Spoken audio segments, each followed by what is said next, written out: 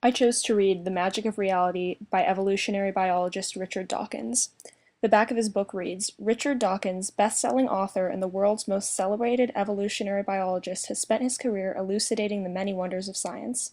Here he takes a broader approach and uses his unrivaled explanatory powers to illuminate the ways in which the world really works. Filled with clever thought experiments and jaw-dropping facts, The Magic of Reality explains a stunningly wide range of natural phenomena. How old is the universe? Why do the continents look like disconnected pieces of a jigsaw puzzle? What causes tsunamis? Why are there so many kinds of plants and animals? Who was the first man or woman? Starting with the magical, mythical explanations for the wonders of nature, Dawkins reveals the exhilarating scientific truths behind these occurrences. This is a page-turning detective story that not only mines all the sciences for its clues, but primes the reader to think like a scientist as well.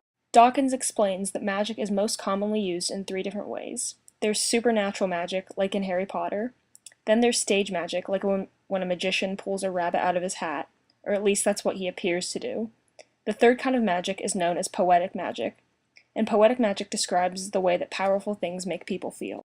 Dawkins writes, We are moved to tears by a beautiful piece of music, and we describe the performance as magical. We gaze up at the stars on a dark night with no moon and no city lights, and breathless with joy, we say the sight is pure magic. We might use the same word to describe a gorgeous sunset, or an alpine landscape, or a rainbow against a dark sky. In this sense, magical simply means deeply moving, exhilarating, something that gives us goosebumps, something that makes us feel more fully alive. So to understand the reality we experience on a daily basis, we need to take a look at some things about our planet and the rest of the universe that have brought us to where we are today. Question 1. Who was the first person? We know what our ancestors looked like from fossil records, and we can find out how long ago they lived by measuring radioactive isotopes in the rocks. That being said, there was really no first person. Dawkins writes that every person has had parents, and those parents had to be people too. Same with rabbits. There was never a first rabbit, never a first crocodile, never a first dragonfly. It's a long process, so it can be really difficult to imagine.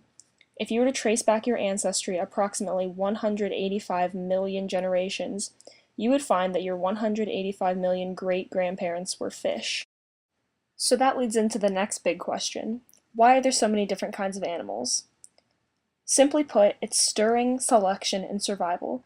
Human beings evolved from fish, so it only makes sense that there's so much diversity of life here on Earth. Page 61 says, Imagine an ancestral species splitting into two species. If each of those then splits into two, that makes 4. If each of them splits into 2, that makes 8, and so on through 16, 32, 64, 128, 256, 512. You can see that if you carry on doubling up, it doesn't take long to get up into the millions of species. The third question I'm going to address is, are there aliens? No one really knows yet.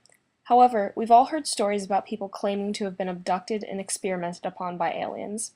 Although many of these people just made up stories of abduction for publicity, there are actually people who believe that they are survivors of alien abduction. One reason for this is false memory syndrome. A fan of Star Trek, for example, could become so obsessed with aliens that his mind will convince him he was abducted. Another possible explanation is sleep paralysis. Occasionally, a person's mind will return to consciousness before their body wakes up. You can process things with your mind, but your body is still paralyzed from sleep. This is often accompanied with hallucinations. Commonly used types of magic, the history of man, the diversity of life, and the possibility of aliens are just a few of the things Dawkins explains in his book. Many other scientific phenomena are explained as well. I enjoyed this book because it provided me with the opportunity to learn not only about the history of our planet, but about the history of our entire universe, and I would recommend it to anyone who has an interest in that sort of thing.